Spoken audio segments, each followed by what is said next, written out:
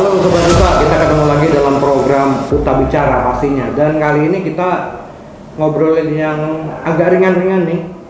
Dan kita akan ngobrol bersama Wakil Rektor 1 Ibu Diana Laila. Apa kabar Ibu? Baik.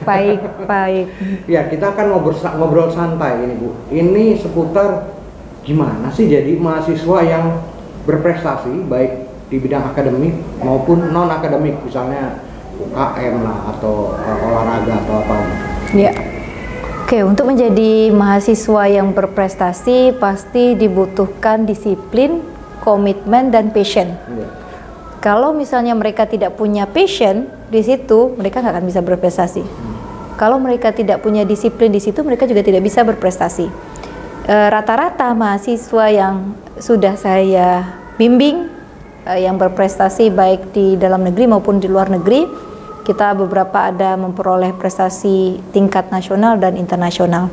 Mereka itu rata-rata memiliki passion yang besar dan disiplin. Ketika saya kasih deadline, mereka mengerjakannya sesuai dengan deadline. Kalau mereka tidak tahu, mereka tidak malu bertanya. Kalau mereka salah, mereka memperbaikinya lagi sesegera mungkin. Dan mereka juga memiliki attitude yang baik. Karena semuanya itu pasti dengan attitude yang baik, lalu ditambah dengan keilmuan yang ada, gitu Pak. Iya, Ibu. Tapi kan ini kadang-kadang juga ketika mahasiswa udah masuk ke dalam sebuah fakultas, itu baru nyadar, kok kayaknya gue salah ya milih fakultas. Ini masih bisa berprestasi nggak seperti itu, Bu? Ada satu cerita mahasiswa saya, bimbingan saya. Mereka salah satu dari mahasiswa saya mengatakan, Bu, saya kalau nggak ketemu Ibu, dulu mungkin saya sudah keluar dari farmasi. Karena begitu stresnya saya di farmasi. Tetapi triknya adalah coba gali potensi dan apa yang kita senangi. Di farmasi itu kan ada 4 bidang ya. Ada farmasi klinis, ada farmasi industri, ada bahan alam, dan juga ada kimia farmasi. Yang bagian mana yang kita strength? Yang kita strength, yang kita suka itu usahakan untuk nilai tertinggi. Kalau yang kita tidak suka ya so-so saja, tetapi kita berusaha bagaimana bisa lulus. Ketika kita sudah menemukan passion kita itu, mereka pasti melanjutkannya. Ini salah satu mahasiswa saya yang mengatakan dia nggak berminat sama sekali itu sampai dia semester 5. Semester 5 itu dia mau give up. Tetapi ketika dia sudah menemukan salah satu pengajarnya yang memang membuat dia tertarik dan menyukai pelajaran itu, sampai-sampai dia berprestasi. Bisa buat jurnal internasional, berprestasi di tingkat nasional, lomba-lomba nasional. Dan mungkin ini juga adalah PR bagi dosen ya. Bagaimana kita membangun suasana akademik di dalam kelas itu masing-masing. Dengan suasana akademik yang tercipta dengan baik, dari mahasiswa yang tidak berminat sama sekali dengan jurusannya menjadi memiliki interest yang dalam terhadap jurusannya, gitu Pak. Ya, ini kan habis UAS ya Bu ya. Ini habis UAS, mungkin pas melihat nilai-nilainya pertama mungkin ada yang stres lah, nilainya jeblok gitu. Nah, kalau misalnya melihat seperti itu, untuk memperbaiki di semester selanjutnya bagaimana? Oke, kita kan mulai sekarang ini kita menyediakan semester pendek ya. Kemarin saya juga sudah diskusi, sudah rampung semuanya, SOP, standarnya, bagaimana jadwal kegiatannya sudah kita masukkan ke dalam kalender akademik, guna juga membantu peningkatan kelulusan tepat waktu. Jadi kalau misalnya kemarin sudah jeblok, mahasiswa juga harus punya komitmen terhadap diri sendiri, jangan sampai jeblok lagi untuk kedepannya. Karena begini, di mana-mana kuliah itu pasti butuh effort. Tidak hanya butuh effort tenaga, pikiran, tetapi juga finansial. Semakin lama mereka menyelesaikan studinya, semakin banyak effort-effort yang akan mereka keluarkan. Jadi ketika mereka sadar bahwa saya harus menyelesaikannya tepat waktu, oke, yang sudah berlalu, yang sekarang bagaimana memperbaiki untuk kedepannya. Jadi dengan adanya semester pendek ini pasti bisa membantu mahasiswa untuk nilai-nilai yang kurang, tetapi memang semester pendek ini ada syaratnya, tidak boleh banyak-banyak. Itu biasanya hanya 3 mata kuliah maksimum, hanya 2 mata kuliah baru yang maksimumnya sesuai dengan peraturan Permendikbud Ristek Dikti kita ikuti. Itu semester pendek selama 1 bulan itu atau gimana? Ya sekitar 1 sampai 2 bulan, yang penting 12 sampai 14 kali. Nah ini kan sebenarnya ada perbedaan antara misalnya kalau kita belajar di SMA itu kan jamnya tuh jam 7 sampai jam 1. Tapi kan di universitas kan berbeda ya. Ini kita bisa milih waktunya, waktu ini itu sebenarnya menguntungkan ya. Kalau Ibu melihat sebenarnya jadwal kuliah ini seperti apa? Apa memang nggak sepadat SMA atau seperti apa? Sebenarnya yang membedakan SMA dengan perkuliahan adalah ketika SMA itu masih tergantung pada guru di kelas. Kita bisa menyelesaikannya bersama-sama, masih berkelompok. Ketika sudah kuliah, yang menentukan kita itu padat atau tidaknya adalah kita. Oke, contoh, kalau semakin banyak kita mengulang, artinya kita tidak akan sama dengan angkatan sebelumnya. Berarti jadwal kita akan padat. Biasanya patternnya itu adalah semester 1, 2 itu adalah paket. Mereka akan sama jadwalnya, sama-sama satu angkatan. Semester 3 sama, mereka sama karena paket. Tapi semester 3 itu sesuai dengan IPK mereka sebelumnya, IPS sebelumnya, IPK sebelumnya. Jadi sebenarnya ketika sudah semester, memang padat-padatnya itu adalah 1 sampai 5. 6, 7, 8 itu biasanya sudah skripsi, kuliah. Kalau misalnya MBKM 20, SKS itu adalah mereka keluar, bagaimana mereka praktek magang di luar atau melakukan riset selama 6 bulan. Ini biasanya lebih kepada aplikasi, pembelajaran aplikasi di lapangan untuk memperoleh outcome daripada hasil dari sarjana tadi. Nah ini tentang non akademis, Bu. Ini kan tentunya dari pihak kampus berharap juga mahasiswa menjadi aktif lah di non akademis. Tapi banyak juga yang bilang kalau lu terlalu aktif di non akademis, akademis lu akan turun. Ini bagaimana mengaturnya? Siasatnya seperti apa? Jadi begini Pak, banyak ya mahasiswa pintar, tetapi karena non akademisnya kurang, dia juga nggak bisa sukses nantinya di masyarakat.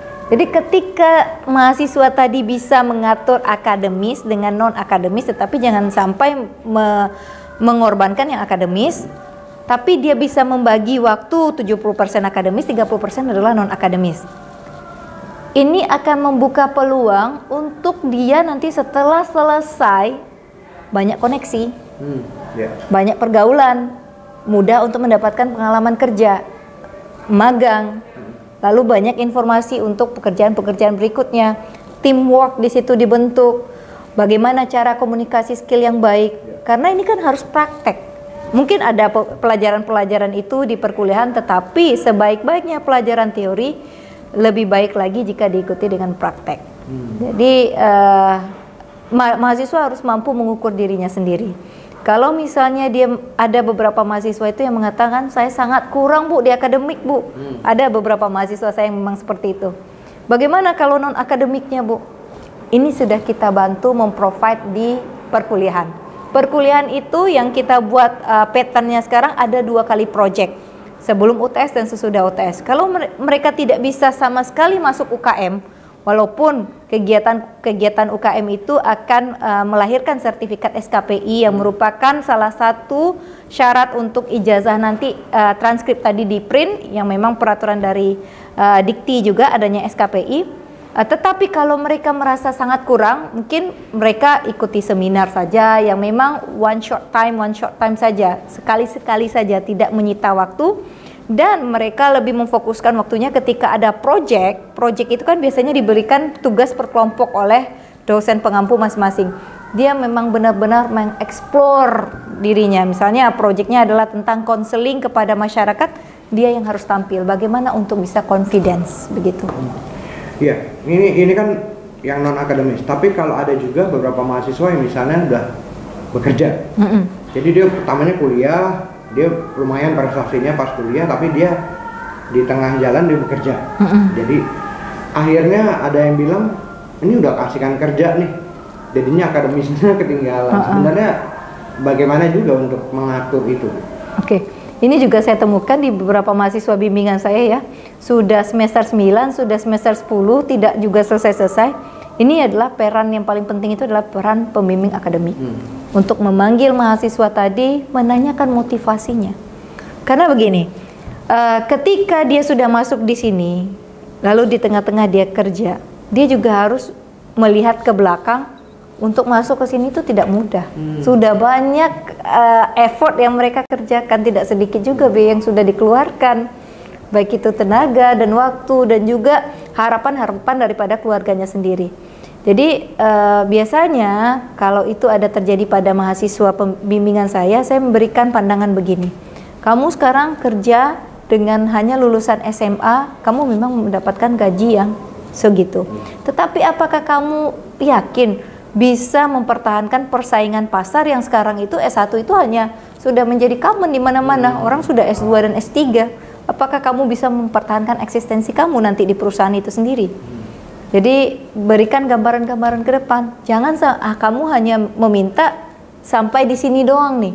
Jadi dream kamu itu harus lebih besar daripada itu, begitu.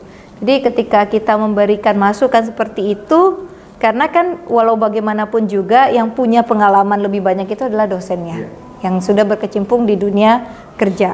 Nah, ketika dia mendapatkan pengalaman daripada orang yang lebih dulu di dunia kerja, dia menjadi biasanya mereka akan memberikan, baik Bu, saya akan prioritaskan ini karena saya dream saya nggak mau hanya selevel ini saja, saya mau lebih tinggi level saya dibandingkan ini. Karir iya, sendiri, ya. betul Bang. Ya Bu, ini mungkin terakhir tapi terkait dengan kebijakan dari Mas Menteri. Kebijakan Mas Menteri Kampus Merdeka. Ini kaitannya dengan prestasi mahasiswa sendiri seperti apa itu? Yang sudah kita lakukan ya Pak ya. Sampai saat ini kita memang sudah sangat berpartisipasi dengan MBKM. Bahkan kemarin kita juga memperoleh perolehan indikator kinerja utama kita, poinnya itu nomor 2 di Jakarta dan masuk top 25 se-Indonesia. Makanya kita mendapatkan apresiasi, rekognisi daripada hibah-hibah yang diberikan oleh Kemendikbudristek. Salah satu poinnya kenapa kita bisa mendapatkannya adalah kontribusi-kontribusi kita dalam mengikuti MBKM. Seperti pertukaran pelajar. Pertukaran pelajar tidak hanya di dalam negeri, kita juga sudah melakukan secara konsisten ke luar negeri, baik itu Dubai dan USM ataupun Malaysia. Dan juga proses-proses yang lainnya seperti magang, project independen, yang mana outcome-nya setiap MBKM ini, kalau di UTA sendiri berdasarkan buku panduannya yang sudah kita buat, kebijakan yang sudah kita buat, hasil dari MBKM itu outputnya adalah luaran seperti publikasi di jurnal bereputasi nasional maupun internasional, dan juga jurnal-jurnal pengabdian masyarakat. Ini sudah clear. Bahkan kita juga di UTA sudah ada namanya koordinator MBKM. Koordinator MBKM ini akan mempermudah mahasiswa untuk mengetahui bagaimana prosesnya. Kita juga sudah ada buku panduannya, apa yang harus dicapai, bagaimana tahapannya, SOP-nya juga sudah ada, kita sudah melengkapi itu semua. Jadi untuk MBKM ini sebenarnya kita sangat setuju, karena sebenarnya mahasiswa diajarkan untuk lebih memiliki critical thinking yang baik, memiliki problem solving yang baik, sehingga mahasiswa itu nantinya bisa langsung bersaing. Jadi kebanyakan produk-produk lulusan yang dulunya berdasarkan riset ya, berdasarkan data, banyak mahasiswa-mahasiswa yang sesudah sarjana ini tidak siap kerja. Dengan adanya proses MBKM ini, mereka dituntut untuk siap bekerja, begitu. Jadi dan mereka dituntut untuk tidak hanya menguasai satu bidang, tetapi juga bidang yang lain. Karena kan di tempat kerja itu kadang-kadang kita juga harus dituntut untuk menguasai bidang lain, begitu Pak. Oke. Bu Dena, terima kasih atas waktunya dan semoga berguna bagi mahasiswa-mahasiswa yang sekarang masih berkutat dengan bagaimana mencari prestasi di akademis dan non-akademis. Terima kasih Bu Dena. Terima kasih. Iya, Sobat Uta, demikian obrolan kita dengan Bu Diana Laila, Wakil Rektor 1 Universitas 17 Agustus 45 Jakarta, tentang bagaimana menjadi mahasiswa yang berprestasi baik di bidang akademis maupun non-akademis. Kita kembali nanti di Uta Bicara lainnya. Jangan lupa subscribe, like, komen, dan juga share di media sosial kalian. Dah. Bye.